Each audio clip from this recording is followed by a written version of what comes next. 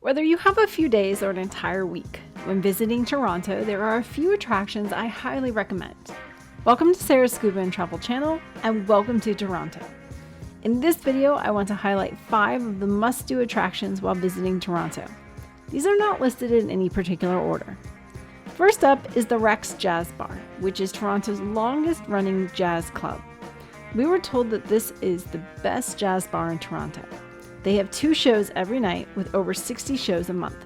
There is a cover charge for entry, and you will want to reserve a table for the later show in the evening. Tables can be purchased online or at the door. They do serve food and drinks. However, if you are looking for other options before or after the show, check out this area. There are a variety of options available along Queen Street West. The Christ Hunt Tentet was playing at 8 p.m. the night we visited. It was a great show and they played 2 sets, all the way until 11 p.m. The nice part was that we were staying at the Rex Hotel and had to just climb up the stairs to get to our room. Our room was pretty basic, but it did the job and was located in a great area of the city. The second attraction is the Royal Ontario Museum. If you are up for some exercise, I recommend walking to the museum so that your route takes you through Queen's Park and the University of Toronto. Queen's Park is a beautiful park that contains the Ontario Legislative Building as well as a war memorial for the 48th Highlanders of Canada.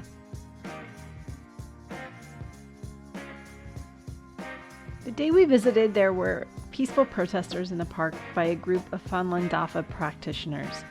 We learned from the organizers that starting July 20th, 1999, the Communist government of China started persecuting Falun Dafa practitioners in China and continue to do so today. Falun Dafa, also known as Falun Gong, claims to be a spiritual practice rooted in Buddhist traditions. The gathering on the morning of our visit was to try to bring awareness to the cause, but also to honor those whose lives have been taken by the Chinese government. They generously welcomed us to their demonstration by providing us with keepsakes marketing their practice. While exploring the remaining parts of the park, the bells of the University of Toronto started tolling, so of course we had to check it out. You can easily access the campus directly across the street from the park and walk along the edge of the campus as you make your way to the museum.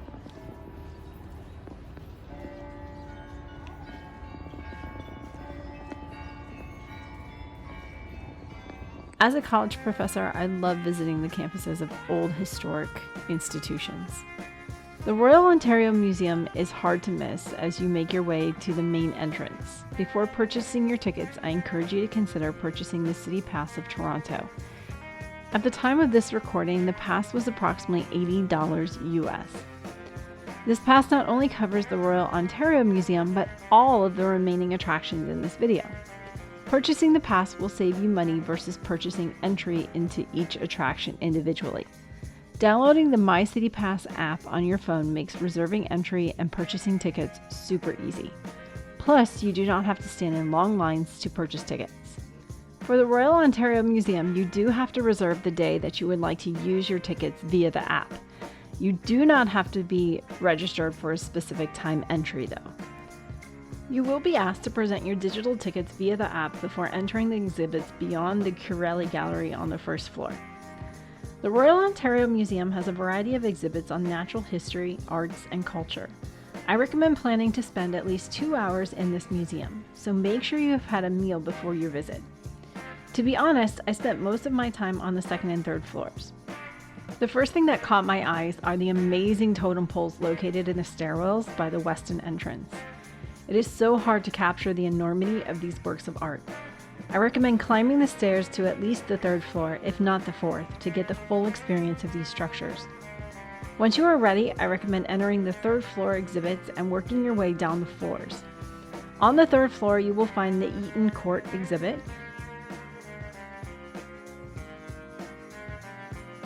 a European rotating exhibit which featured medieval armory when we visited, a European themes and collections exhibit which contained Jewish artifacts, glass pieces, and furniture from a variety of decades. Next, climb a small staircase to the Africa, Americas, and the Asia Pacific exhibit. This exhibit contains clothing, jewelry, artifacts, and more from a variety of cultures across Africa, the Americas, and the Asia Pacific region. This exhibit connects to the Middle East and South Asia exhibits.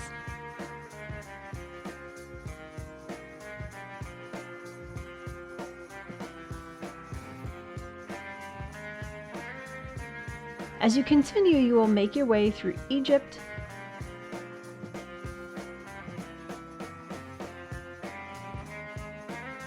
Nubia, Rome, Bronze Age Aegean, ancient Cyprus, and ancient Greece.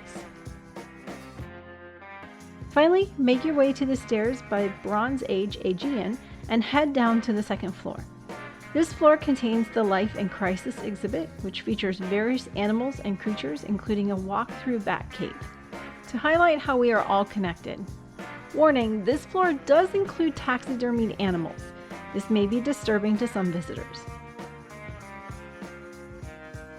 On this floor, you will also find the Earth's Treasures exhibit, which contains various gems, metals, and minerals found in the Earth, as well as asteroids and meteorites. The colors and variety are amazing. There is also a dinosaur exhibit on this floor.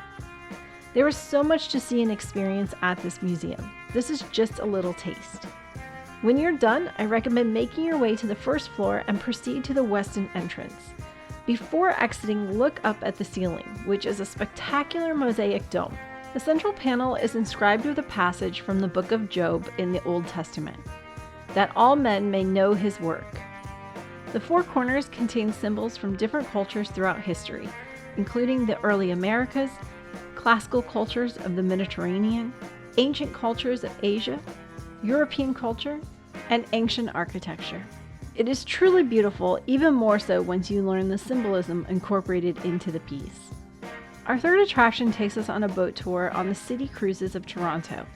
This attraction is part of the City Pass and does require advanced reservations via the app. I recommend scheduling an evening booking so you can get a glimpse of the Toronto skyline at night. This cruise is an hour long and stays near the harbor. It is a slow boat ride, so hopefully it will not cause any seasickness. The tour includes information about various buildings and structures in the skyline, as well as information about the Billy Bishop Toronto City Airport and information about the Barrier Islands. You will want to get views from both sides, so feel free to move around the boat as safely as possible. Attraction number 4 is Casa Loma. Casa Loma is a Gothic Revival castle-style mansion and garden located in Toronto. The castle was constructed by Sir Henry Pellet from 1911 to 1914. It took 300 men to construct the 200,000 square foot castle situated on 5 acres at the cost of $3.5 million. It was the largest private residence in Canada at the time. Entry into Casa Loma is included in the City Pass, and advanced registrations are not required. You can bypass the ticketing booth and go directly to entry, where you can present your digital tickets through the app. Casa Loma offers a free audio tour through the QR code on your cell phone or digital device. Many people play the recordings audibly from their phones. However, if you would like to prevent disturbing others' experiences, I recommend bringing your own headphones or earbuds. The audio tour does a great job of directing you through the property and providing historical context. I highly recommend using the audio tour and following the stops in order.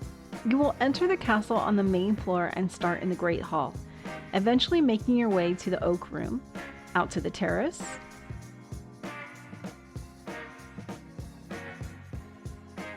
and through the gardens.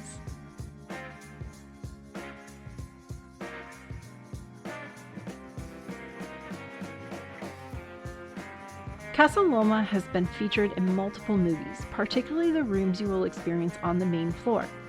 The library has been featured in films like Nightmare Alley. Off of the library, you will enter the dining room, and then out to the conservatory. The conservatory was featured in Season 3 of Handmaid's Tale and the films Extreme Measures and The Skulls. The conservatory was a prized room of Sir Henry Pellet. He enjoyed growing various plants and trees in this conservatory, including celery, which was a status of the elite, because it could not grow in the harsh cold of Canada. He would display his celery in a vase to impress dinner guests at his home. This beloved room is also where his many possessions were auctioned off to the public when he fell into financial trouble. This became a very sad space for Sir Henry Pellet. Sir Henry saw the future of electricity. He founded the Toronto and Niagara Power Company to exploit Niagara Falls 85 miles away. He monopolized electricity for 30 years until the government decided electricity should be a public utility. As a result, he lost his business in 1921. He was also unable to pay his property taxes to the City of Toronto, who eventually seized his home and continues to own the property today. Next, you will make your way through Peacock Alley and adjoining rooms. Peacock Alley has been featured in films like Nightmare Alley, The Skulls, and X-Men, as well as Season 3 of the Handmaid's Tale series. Finally, you will enter Sir Henry Pellet's study, which has been featured in Maximum Risk and X-Men. From here, you will make your climb to the second floor and explore Sir Henry Pellet's suite.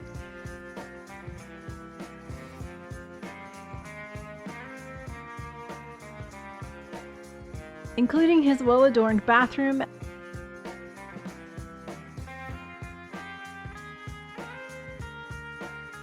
as well as Lady Mary's suite and bathroom. Lady Mary's suite was featured in the 1988 film Cocktail. Lady Mary was a leader and supporter for the Girl Guides. This is very similar to the Girl Scouts in the United States. The third floor takes you through the military history of Canada, as well as historical uniforms, instruments, medals, and more. The Austin Room also discusses the role Casa Loma played in the 22nd Intelligence Company and Camp X, which was a secret agent training program in Toronto. Casa Loma played a special role as home to Station M, a secret facility that tested and produced gadgets and covert materials. From the third floor, you will be directed to climb the towers, which offer beautiful views of the city.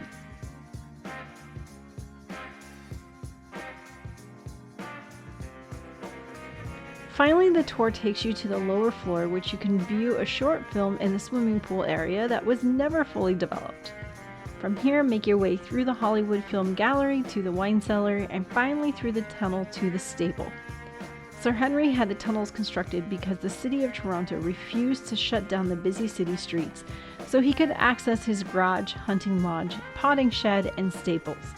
This was unacceptable to Sir Henry, especially during the frigid winters, so he constructed an 800-foot-long tunnel, which he called the subway.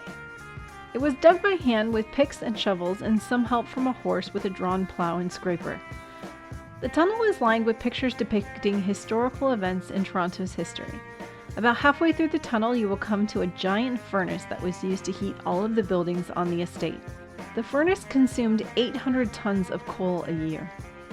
Eventually, you will emerge at the stables. During World War II, top secret research and production was going on in the stables regarding detecting sonar from U-boats. From here, you can make your way through the potting shed and the garage, where his collection of cars still remains. On the second floor of the stables, there is a mini wax museum dedicated to some of the films, music videos, and series that have been shot at the property. Scenes from Dan Brown's Lost Symbol and X-Men were shot in the stables and tunnels. Finally, the last attraction highlighted in this video is the CN Tower. This attraction is also included in the City Pass and does require advanced reservations. However, if you would like to splurge, I recommend not using your City Pass and making a reservation for the 360 restaurant, which is a rotating restaurant on the top of the CN Tower. The rotation is quite slow, making a full rotation every 72 minutes. The food is wonderful. In fact, one of our rideshare drivers informed us that it has the best steak in the city. It is definitely a $5 sign restaurant. Adult guests are required to spend a minimum of $75 each and $40 for children. You will spend quite a bit at this restaurant, however the views are gorgeous. Reservations at the restaurant offer you free access to the observation area, including the glass floor experience. Not only do you get a wonderful meal, but you also bypass all of the crowds. I splurged and purchased the Love is in the Air upgrade, which guaranteed us a table with a window view, glasses of Prosecco, an amuse-bouche, and a gift-wrapped artisanal chocolate. As a bonus feature, if you're looking for unique food options, try Kensington Market and or St. Lawrence Market. Kensington Market is a bohemian neighborhood that contains indie shops, vintage boutiques, art spaces, flea markets, and a wide variety of restaurants and specialty groceries. St. Lawrence Market is a two-story public market. This is a great place to grab some fresh groceries, especially if you're staying in a vacation rental. You enter the building on the second floor, which mostly contains the grocery areas. If you're looking for ready-to-eat foods, head downstairs to the bottom floor. Here you will find vendors offering various food options. There are a lot more attractions to enjoy in Toronto. I hope this video provided you with some options to get your planning started. Thank you for watching. Don't forget to subscribe and hit that like button. If you would like to help support future productions, please donate using the Super Thanks button or buy me a snack using the link in the description below. Please join the Facebook group and follow me on Instagram for more content.